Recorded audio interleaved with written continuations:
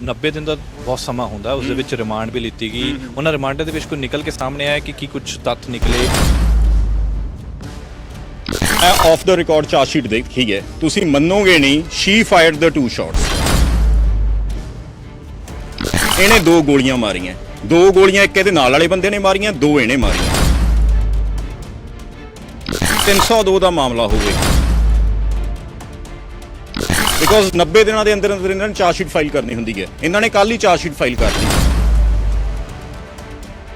जमानत मिली है बेल मिली है ये पूरा मामला क्योंकि बेल क्योंकि तुहाडे वालों एविडेंस काफ़ी पेश किए गए थे और उस तो बाद केस काफ़ी स्ट्रोंग बनाया गया उस तो बाद अज जमानत मिली कल यू वोंट बिलीव इट भाजी कल चार्जशीट फाइल हुई है and it's in spite of a very very strong chargesheet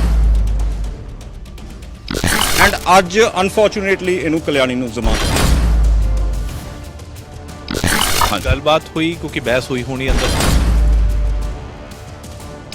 2 September ਨੂੰ ਬਹਿਸ ਹੋਈ ਸੀਗੀ ਦੇਖੋ ਭਾਜੀ ਇਸ ਤਾਂ from the day one what we are saying is we are not saying that only Kalyani is involved we are saying the whole family is involved Justice Sabina her husband advocate Parminder Singh and this girl Kalyani because ਜਿਹੜੀ Justice Sabina ਹੈ she hails from Himachal Pradesh and ਆ ਜਾਸਾ ਵੀ ਹਿਮਾਚਲ ਪ੍ਰਦੇਸ਼ ਤੋਂ ਇਹਦੀਆਂ ਐਵੀਡੈਂਸਿਸ ਹੈਗੀਆਂ justice Sabina ਨੇ ਉਸ ਦਿਨ ਜਿਸ ਦਿਨ ਸਿੱਪੀ ਸਿੱਧੂ ਦਾ ਮਰਡਰ ਹੋਇਆ ਹੈ ਕਲਿਆਣੀ ਨੂੰ ਮੈਸੇਜ ਕੀਤਾ ਬੈਸਟ ਆਫ ਲੱਕ ਵਿਟਨੈਸਿਸ ਹੈਗੇ ਹੈ ਸਰਕਮਸਟੈਂਸ਼ੀਅਲ ਐਵੀਡੈਂਸ ਹੈ ਸਾਰਾ ਕੁਝ ਹੈਗਾ ਸੋ ਵੀ ਸਾਨੂੰ ਤਾਂ ਆਪ ਸਮਝ ਨਹੀਂ ਆ ਰਿਹਾ ਕਿ ਇਹ ਗੱਲ ਕੀ ਬਣ ਗਈ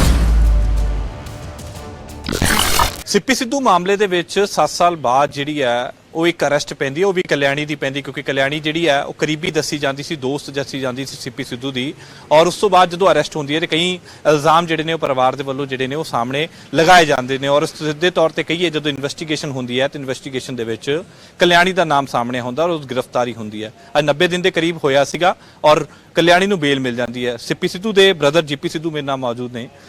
सिद्धू साहब एक की अज जमानत मिली अज बेल मिली है ये पूरा मामला क्योंकि बेल क्योंकि तुहाडे वालों एविडेंस काफ़ी पेश किए गए थे और उस तो बाद केस काफ़ी स्ट्रोंग बनाया गया उस तो बाद अज जमानत मिलती है भाजी सब तो पहला we are really very disappointed very disappointed कल यू वोंट बिलीव इट भाजी कल चार्जशीट फाइल हुई है and it's in spite of a very very strong chargesheet 302 का मामला होवे एंड चार्जशीट हजे असी अप्लाई नहीं किया copy we will apply for that but असी देखी है उस चों because of the record she fired the 2 shots so we are really very astonish कि हाउ कम अज सवेरे इन्होंने ऑर्डर देता बिकॉज 90 दिनों के अंदर अंदर इन्होंने चार्जशीट फाइल करनी होंगी है इन्होंने कल ही चार्जशीट फाइल करती एंड अज अनफॉर्चुनेटली इनू कल्याणी नू जमानत देती हाँ गलबात हुई क्योंकि बहस हुई होनी अंदर देखो नहीं भाजी उन्होंने रिजर्वड रखा सीगा ऑर्डर वो 2 September ਨੂੰ ਬਹਿਸ ਹੋਈ ਸੀਗੀ ਦੇਖੋ ਭਾਜੀ ਇਸ ਤਾਂ from the day one what we are saying is we are not saying that only Kalyani is involved we are saying the whole family is involved Justice Sabina her husband advocate Parminder Singh and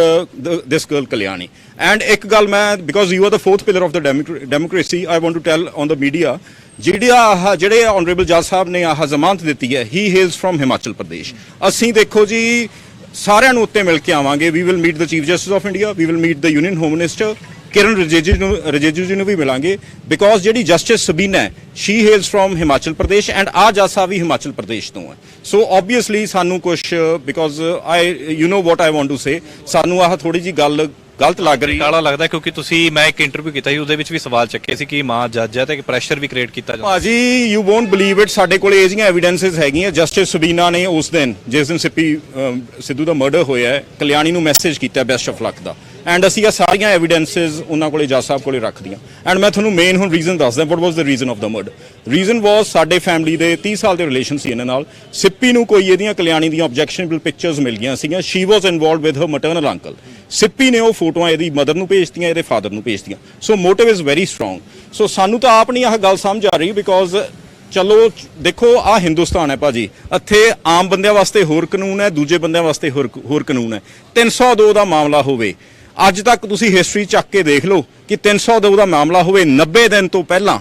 302 ਦਾ ਹੋ ਗਿਆ, 201 ਦਾ destruction of evidence ਦਾ ਹੋ ਗਿਆ, 120B ਦਾ ਹੋ ਗਿਆ, ਕਿਹਨੂੰ ਜ਼ਮਾਨਤ ਮਿਲਦੀ ਹੈ? ਸੋ ਆਬਵੀਅਸਲੀ ਪਹਿਲਾਂ ਜਸਟਿਸ ਚਿਤਕਾਰਾ ਸੀਗੇ, ਉਹਨਾਂ ਨੇ ਰਿਫਰੇਨ ਕਰਤਾ ਸੀਗਾ ਸੁਣਨ ਨੂੰ। ਉਹਨਾਂ ਨੇ ਰਿਫਰੇਨ ਤਾਂ ਕੀਤਾ ਸੀਗਾ because he also held from Himachal Pradesh. Justice Veena, she is also from Himachal Pradesh. So ਆ ਹੁਣ ਜੱਜ ਸਾਹਿਬ ਆਬਵੀਅਸਲੀ ਸਾਨੂੰ ਤਾਂ ਕੁਝ ਠੀਕ ਨਹੀਂ ਲੱਗ ਰਿਹਾ। ਅਸੀਂ honourable chief justice of India ਨੂੰ ਵੀ ਮਿਲਾਂਗੇ ਐਂਡ ਅਸੀਂ ਕਿਰਨ ਰਿਜਿਜੂ ਜੀ ਨੂੰ, ਲਾਅ ਮਿਨਿਸਟਰ ਨੂੰ ਐਂਡ ਹੋਮ ਮਿਨਿਸਟਰ ਸਾਹਿਬ ਨੂੰ, ਸਾਰਿਆਂ ਨੂੰ ਮਿਲ ਕੇ we will update about this situation. 90 ਦਿਨ ਦਾ ਬਹੁਤ ਸਮਾਂ ਹੁੰਦਾ, ਉਸ ਦੇ ਵਿੱਚ ਰਿਮਾਂਡ ਵੀ ਲਿੱਤੀ ਗਈ। ਉਹਨਾਂ ਰਿਮਾਂਡ ਦੇ ਵਿੱਚ ਕੋਈ ਨਿਕਲ ਕੇ ਸਾਹਮਣੇ ਆਇਆ ਕਿ ਕੀ ਕੁਝ ਤੱਥ ਨਿਕਲੇ, ਕੁਝ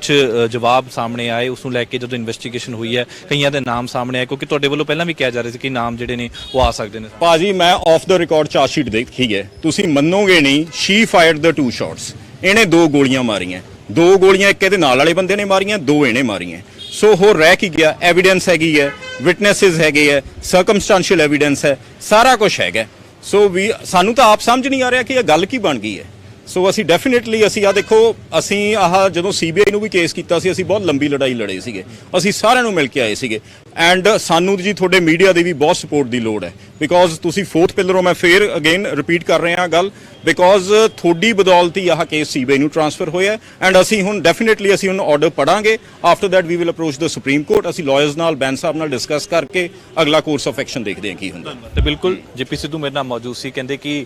ਹਾਈ ਕੋਰਟ ਦੇ ਵਿੱਚ ਜਦੋਂ ਪਟੀਸ਼ਨ ਲੱਗੀ ਸੀ, ਹਾਈ ਕੋਰਟ ਦੇ ਵਿੱਚ ਸੁਣਵਾਈ ਹੋਈ ਸੀ, ਲੇਕਿਨ ਉਸ ਤੋਂ ਬਾਅਦ ਹਲੇ ਵੀ ਫੈਸਲੇ ਤੋਂ ਸੰਤੁਸ਼ਟ ਨਹੀਂ ਹੈ ਪਰਿਵਾਰ। ਲੇਕਿਨ ਕਹਿੰਦੇ ਕਿ ਉੱਪਰਲੇ ਦਰਵਾਜ਼ੇ ਵੀ ਜੇਕਰ ਖੜਕਾਉਣੇ ਪੈਣਗੇ ਤੇ ਖੜਕਾਵਾਂਗੇ ਔਰ ਉੱਪਰ ਤੱਕ ਵੀ ਜਾਣ ਦੀ ਲੋੜ ਪਵੇਗੀ ਤੇ ਜਾਵਾਂਗੇ, ਲੇਕਿਨ ਇਸ ਕੇਸ ਨੂੰ ਸਟਰੋਂਗ ਬਣਾਉਣ ਦੇ ਵਿੱਚ ਔਰ ਜੇਪੀ ਸਿੱਧੂ ਨੂੰ ਇਨਸਾਫ ਦਿਵਾਉਣ ਦੇ ਵਿੱਚ ਜਿਹੜਾ ਉਹ ਲੜਾਈ ਜਿਹੜੀ ਹੈ ਲੰਬੀ ਲੜਤੇ ਰਵਾਂਗੇ। ਕੈਮਰਾਮੈਨ ਬਿਨੀ ਦੇ ਨਾਲ ਦਮਦਿਤ ਸਿੰਘ ਔਨ 에ਅਰ, ਚੰਡੀਗੜ੍ਹ।